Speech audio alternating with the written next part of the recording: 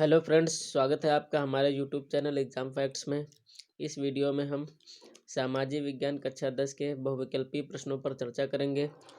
तो चलिए स्टार्ट करते हैं। आज का हमारा पहला प्रश्न है, भारत में राष्ट्रीय स्तर पर पंचायती राज की स्थापना कब हुई? तो इसका करेक्ट ऑप्शन है 1959 में। भारत में राष्ट्रीय स्तर पर पंचायती राज की स्थापना 1959 में की गई थी। अगला प्रश्न है, संघ सरकार का उदाहरण है? तो इसका करेक्ट ऑप्शन है अमेरिका। अमेरिका एक संघ सरकार का उदाहरण है। अगला प्रश्न है, भारत में सर्वप्रथम नगर निगम की स्थापना कहाँ की गई? तो इसका करेक्ट ऑप्शन है चेन्नई। यहाँ चेन्नई होना चाहिए, ई मिट गया है, टाइपिंग एरर है, कोई दिक्कत नहीं। अगला प्रश्न है, भारत में संविधान सभा का गठन कब हुआ था? तो इसका करेक्ट ऑप्शन है 1946 में।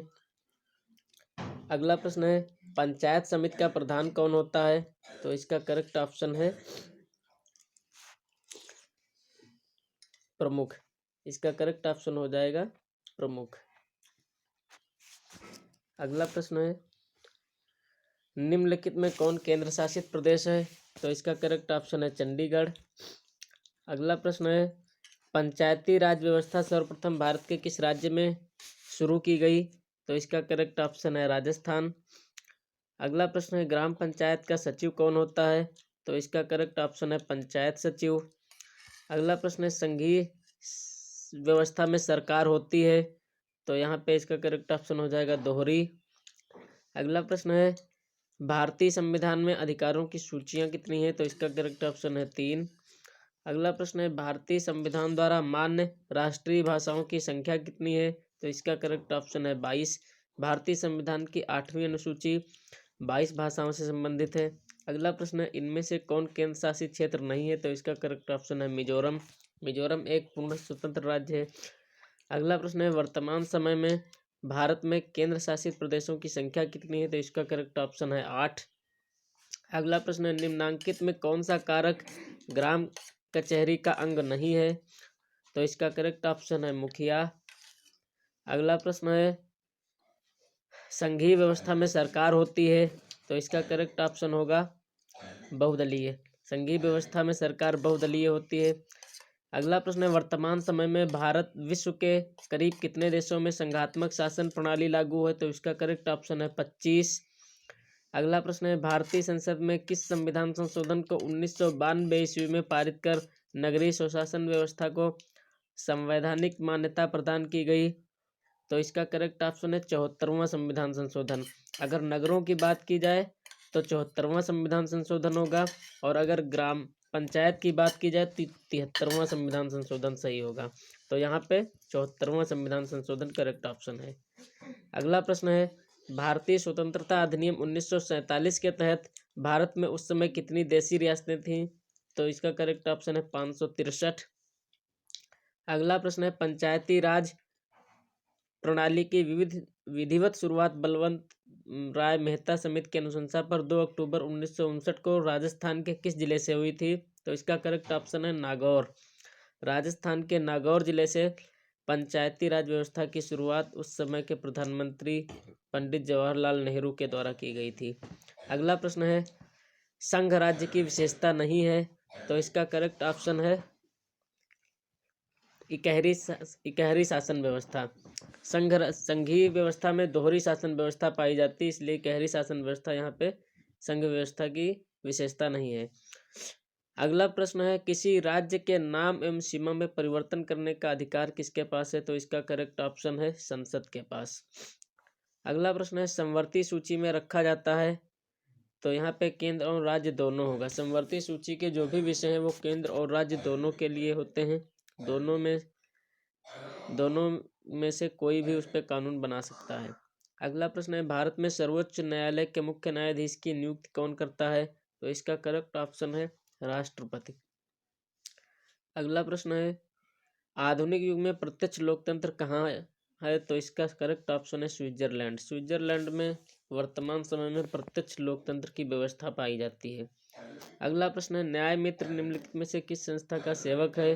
तो इसका करेक्ट ऑप्शन है ग्राम कचहरी या ग्राम न्यायालय का सेवक है न्याय मित्र।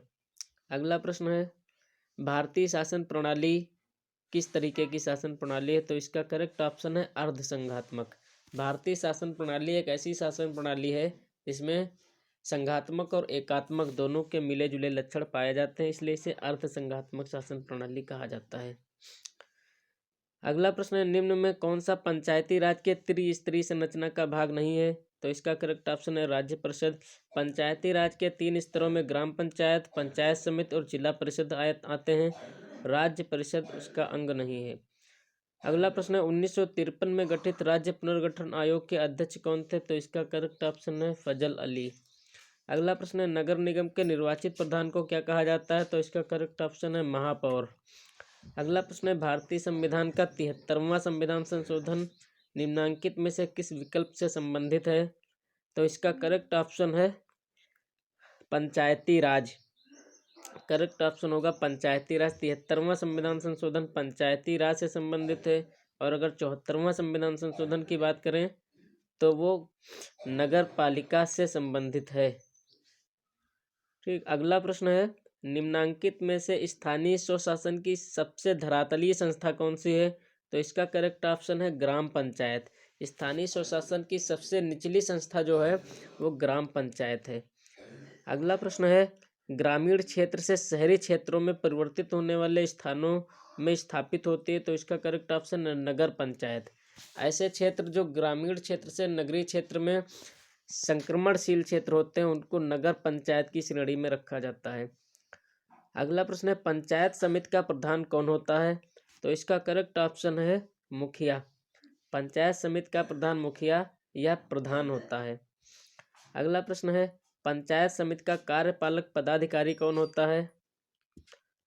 तो इसका करेक्ट ऑप्शन हो जाएगा खंड विकास अधिकारी। खंड विकास अधिकारी पंचायत समिति का कार्यपालक पदाधिकारी होता है। अगला प्रश्न है नगर निगम के मुख्य प्रशासक को क्या कहा जाता है? तो इसका करेक्ट ऑप्शन है नगर आयुक्त। नगर निगम के मुख्य प्रशासक को नगर आयुक्त कहा जाता है। अगला प्रश्न है लोकसभा में निर्वाचन हेतु कुल सीटों की संख्या कितनी है? तो इसका करेक्ट ऑप्शन है 543। लोकसभा में निर्वाचित होने वाले सदस्यों के लिए 543 संख्या निर्धारित है। अगला प्रश्न है भारत में संघ एवं राज्यों के बीच अधिकारों का विभाजन कितनी सूचियों में हुआ है? तो इसका करेक्ट ऑप्शन है संघ सूची, राज्य सूची और समवर्ती सूची। 3 सूचियां हैं, संघ सूची, राज्य सूची और समवर्ती सूची। अगला प्रश्न है 1977 में जनता पार्टी की सरकार का गठन किसके नेतृत्व में हुआ था? तो इसका करेक्ट ऑप्शन है मोरारजी देसाई। अगला प्रश्न है भारतीय राष्ट्रीय कांग्रेस का चुनाव चिन्ह क्या है? तो इसका करेक्ट ऑप्शन है हाथ का पंजा।